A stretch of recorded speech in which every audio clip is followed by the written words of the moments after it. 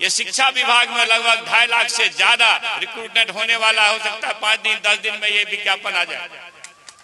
आप समझ लीजिए, ये बाहर के लोगों के लिए नहीं है, पूर्णतः बिहार वासियों के लिए।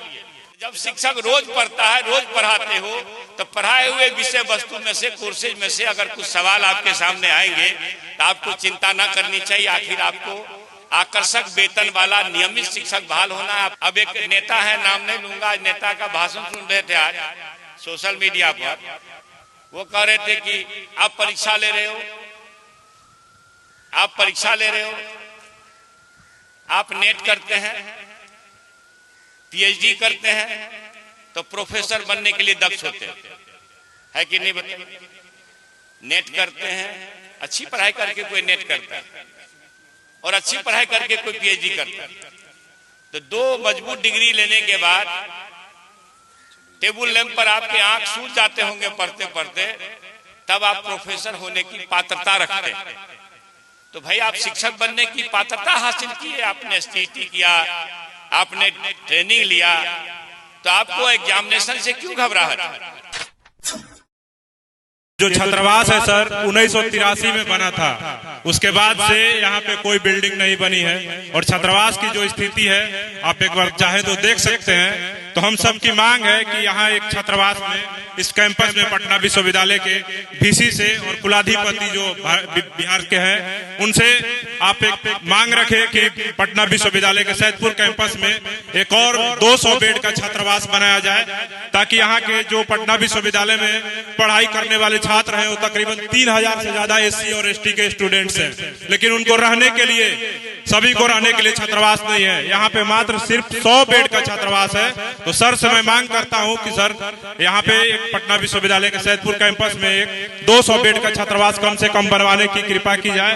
और सर हमारे छात्रावास के अंदर अभी लाइब्रेरी भी नहीं है, तो मैं सर से मांग करता हूँ कि एक लाइब्रेरी बनाने की भी कृपा करवाएं।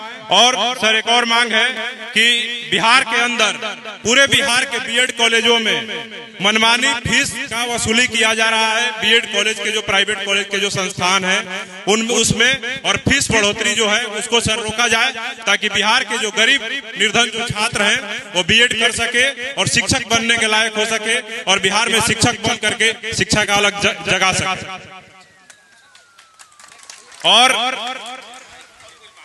सर छात्रवृत्ति वाला सर मांग है, मैंने आपको उसका पूरा जो रिपोर्ट है, बिहार की सरकार छात्रवृत्ति कैसे बिहार में एससी एसटी छात्रों की छात्रवृत्ति को खत्म की है, उसको लेकर के मैंने आपको दे दिया है पहले ही लेटर। सर उसको एक बार स्टडी कर लेंगे। और सर तेलंगाना अखबार दिए हैं सर।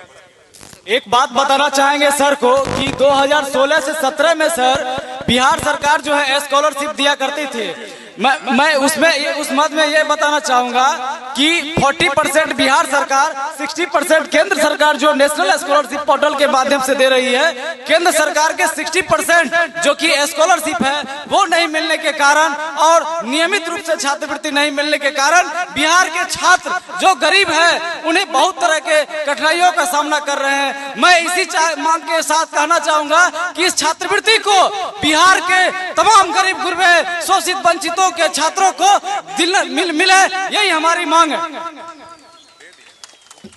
चलिए, जो पहला मांग आपने किया छात्रावास का,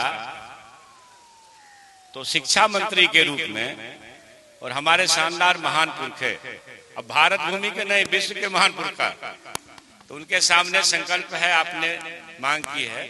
हमको मांगना किससे, हमको देना है, हम तो शिक्षा मंत्री, तो वो हमारे बस की बात है।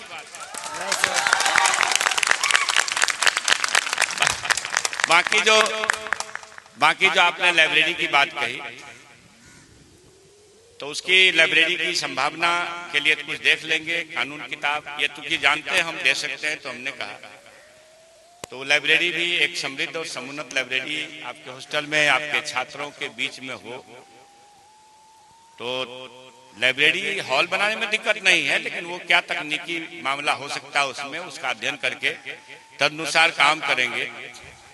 छात्रवृत्ति का जो मामला है, आपने कहा कि भारत सरकार छात्रवृत्ति की राशि नहीं दे रही हो, तो कुछ भी नहीं देने वाली है। सब वो कॉर्पोरेट घराने में 2 आदमी बेचने वाला, 2 आदमी खरीदने वाले के बीच में चल रहा है मामला। वह सभी आप लोग जानते हैं, होशियार लोग हैं। तो ये लेकिन हमें जो सूचना दी गई पिछली दफा विधानसभा में, ये सवाल मेरे सामने आए थे, तो 21-22 तक की छात्रवृत्ति मिल चुकी है। ये सरकार का जवाब था और ये 22-23 फिर 23-24 आएगा। तो उसमें जो भी संभावना होगी, आपको मैं यकीन दिलाता हूं कि माननीय मुख्यमंत्री जी और माननीय उप मुख्यमंत्री जी विदेशों में विदेश जब पढ़ने जाने वाले मेधावी हमारे छात्र और अति पिछड़ा दलित खास करके, उन्हीं के लिए ये स्कॉलरशिप योजना आई है, जो सरकार इस पर निर्णय ले चुकी है। ये उच्च स्तरीय माननीय मुख्यमंत्री जी के समीक्षा में ये बात आ गई है कि पिछड़ा और दलित, ये जो बच्चे बाहर जाते हैं पढ़ने के लिए, 30 लाख 25 लाख रुपया लगते हैं या ज्यादा पैसा लगता है, तो वो सरकार सहायता देगी, ये तय हो चुका है। इसका कानूनी रूप आना है, वो आ जाएगा।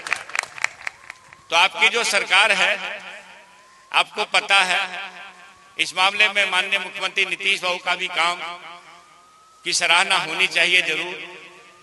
जो उन्होंने पंचायतों में आरक्षण दिया, जब तक युग रहेगा तब तक उनका इतिहास इस रूप में याद किया जाएगा।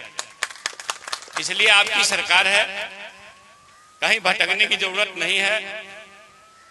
अब एक नेता है, नाम नहीं लूंगा, नेता का भाषण सुन रहे थे आज सोशल मीडिया पर। वो कह रहे थे कि आप परीक्षा ले रहे हो, आप परीक्षा ले रहे हो, आप नेट करते हैं, पीएचडी करते हैं, तो प्रोफेसर बनने के लिए दक्ष होते है कि नहीं बताइए? नेट करते हैं, अच्छी पढ़ाई करके कोई नेट करता है और अच्छी पढ़ाई करके कोई पीएचडी करता है।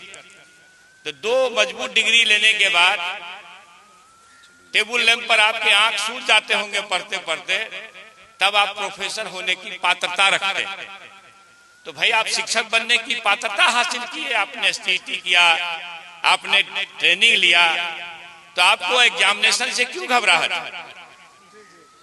ये जान लीजिए कि भारत अगर ज्ञान की भूमि कही गई है, भारत अगर अहिंसा की भूमि कही गई है, भारत अगर प्रशासन की भूमि कही गई है, भारत अगर गणतंत्र की भूमि कही गई है, भारत अगर संघर्ष की भूमि कही गई है, तो सबका केंद्र बिंदु यही बिहार है, यही मगध, यही वैशाली।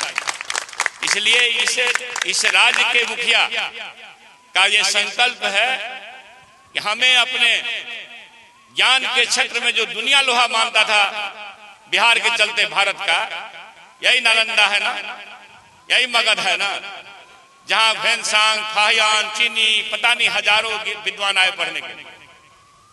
तो कालांतर में हमारे यहाँ से जो ज्ञान का पलायन हो गया, सरकार का मजबूत संकल्प है, हम गुणवत्तापूर्ण शिक्षा तब दे पाएंगे जब गुणवत्ता युक्त शिक्षक बहाल हो। इसलिए इस मजबूत संकल्प में सबका सहयोग चाहिए। जो होगा बीती ताही विचारिए आगे की सुधिले। हमारे जो शिक्षक बंधु हैं, नियोजित शिक्षक, आप समझिए तो बिहार वासियों के लिए ये शिक्षा विभाग में लगभग 2.5 लाख से ज्यादा रिक्रूटमेंट होने वाला। हो सकता है 5 दिन 10 दिन में ये विज्ञापन आ जाए। आप समझ लीजिए, ये बाहर के लोगों के लिए नहीं है, पूर्णतः बिहार वासियों के लिए।